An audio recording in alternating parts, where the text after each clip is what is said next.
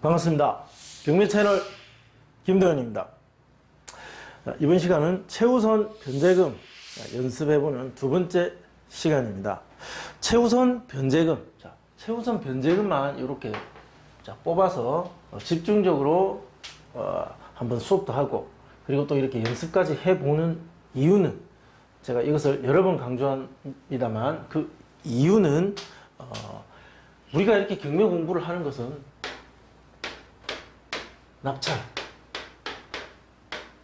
낙찰을 받기 위한 것이고, 낙찰을 받으면 뭐가 됩니까? 낙찰자가 되어서 소유권을 가져옵니다. 이 소유권을 가져오게 되면 그 다음에 남는 문제는 뭐가 있습니까? 명도를 해야 됩니다. 낙찰자가 갖게 되는 가장 큰 부담, 이 물건에 대한 하자, 가장 큰 것은 결국 점유죠. 점유권의 회복을 위한 이 명도. 이것을 함에 있어서 가장 큰 영향을 미치는, 적이 될 수도 있고 아군이 될 수도 있는 그 관계를 완전히 180도 바꿔버릴 수 있는 이 배당, 최우선 변제금. 이것을 해야만 앞으로 일어날 일에 대해서 완벽하게 이해하고, 그리고 준비하고, 막상 다쳤을 때 제대로 해결할 수 있다. 그래서 사전에 이 분석이 중요하기 때문에 제가 강조해서 수업을 하고 실제 사건으로 연습도 한번 해봅니다. 이 사건은 낙찰가 수업도 한번 한 사건입니다. 2018 타경 10만 4,400. 한번 사건을 보겠습니다. 상세 페이지. 이 사건입니다. 부산 수영구 광안동 광안유림 주상복합아파트. 이것을 수업 재료로 선택한 건, 보십시오. 낙찰 받으면 어떻습니까? 이 세입자가 있습니다. 세입자. 임차인 현황, 조진우 세대가 있고, 5,500 보증금에 월 5만원, 그리고 확정일자와 전입일 2014년 8월 28일과 같은 날 8월 28일 확정일자도 받고 전입일자도 받고 배당 요구는 했습니다. 그럼 우리 권리 분석할 때 뭐가 중요합니까? 말소 기준 등기. 근저당 2014년 10월 8일 이 와촌 농협이 말소 기준 등기가 됩니다. 그러면 이 말소 기준이 되는 이 날짜, 이 날짜 2013년 10월 8일 13년 10월 8일 이 날짜는 어떻습니까? 비교해 보시면 세입자의 날짜가 훨씬 후순입니다. 후순이죠. 그러면 이 전입 확정일자는 대항력이 없기 때문에 인수 안 하게 되는 것이고, 그리고 배당하게 되는 날짜인 2014년 8월 28일 저 날짜 기준으로 봤을 때도 후순입니다. 따라서 낙찰자에게 부담은 없습니다. 그러나 이제 명도를 해야 되겠죠. 명도 대상자가 됩니다. 이 조진호 세대가. 그러면 이 사람은 5,500만 원을 하나도 못 받을 것인가? 한번 생각해 봐야 되겠죠. 채권 지금 현재 신청한 금액이 6,493만 9천 원. 배당 관계는 좀 복잡해질 수는 있겠죠. 그래서 얼마가 될지 확정이 아닌 상황이니까.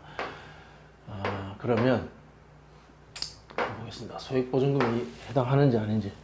이거 보시면 2013년도에 계약을 했습니다. 말소 기준 등기가.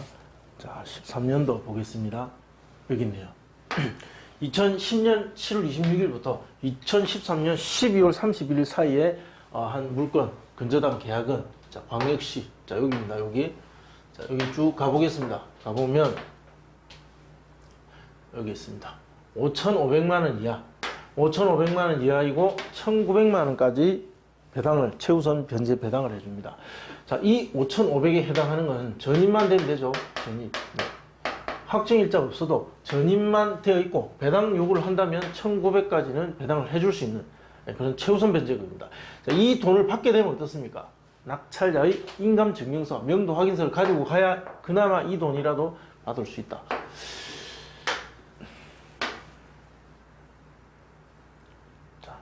우리 안타까운 조진우 세대, 이 사람이 무슨 죄가 있겠습니까? 하지만 다행히 정말 다행히 보증금을 5,500만 원으로 했습니다. 그나마 이 금액으로 한 것은 이 사람이 이 1,900을 받을 수 있는 이유입니다. 그리고 전입은 되어 있죠? 전입은 되어 있습니다.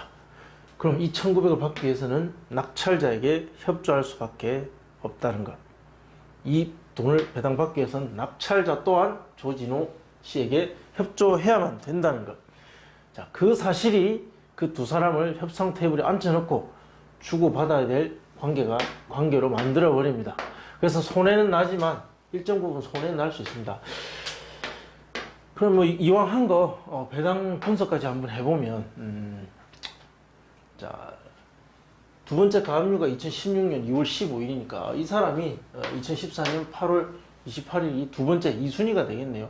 그럼 선순위, 자, 현재 6,493만 9천 원이면 뭐 넉넉 작아서 우리 7천만 원 잡고 계산하면 되겠네요. 한 7천 정도 잡고 해보겠습니다. 그럼 낙찰이 뭐 만약 9천만 원이 되었다. 자, 그러면 경매 집행 비용 빼야 되겠죠? 빼면 뭐 대략 계산하기 좋게 8,500으로 해보겠습니다.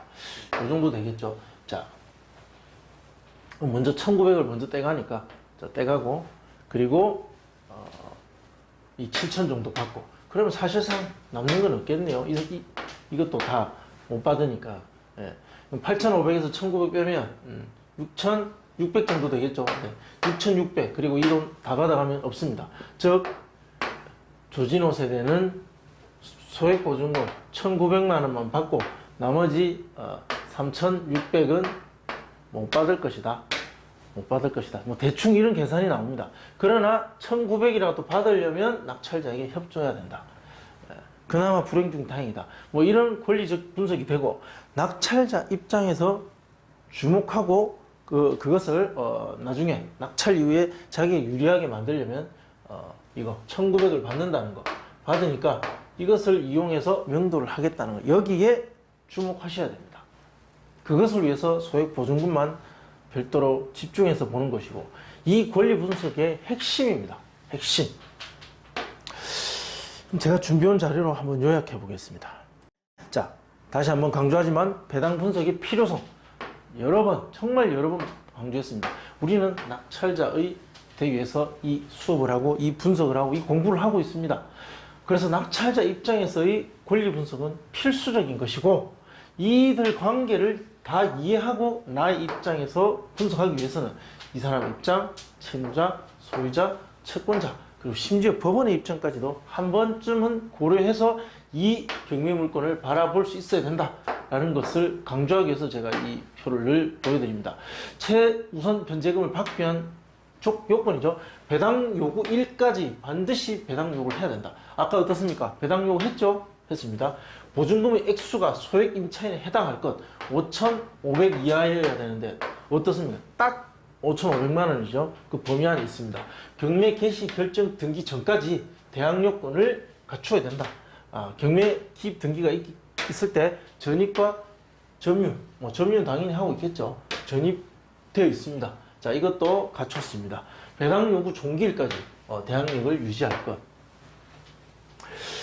자, 어쨌든 이 네 가지를 다 갖춘 임차인이 있다. 그래서 1,900만 원을 우선 배당받을 수 있게 될 것이다.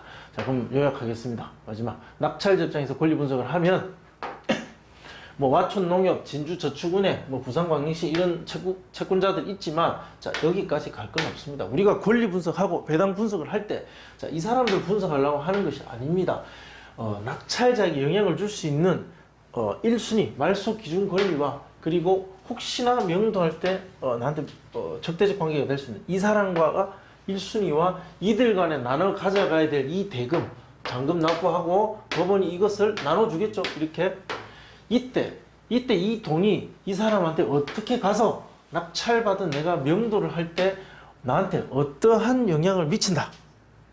자, 이것이 분석의 핵심이라는 거죠. 소유자 뭐 그냥 자기 집 날리는 거고 같은 사람이고요. 자, 이 사건에서는 이 사람이 소액 보증금 1,900을 받는다라는 사실, 자, 그것이 가장 중요한 것입니다.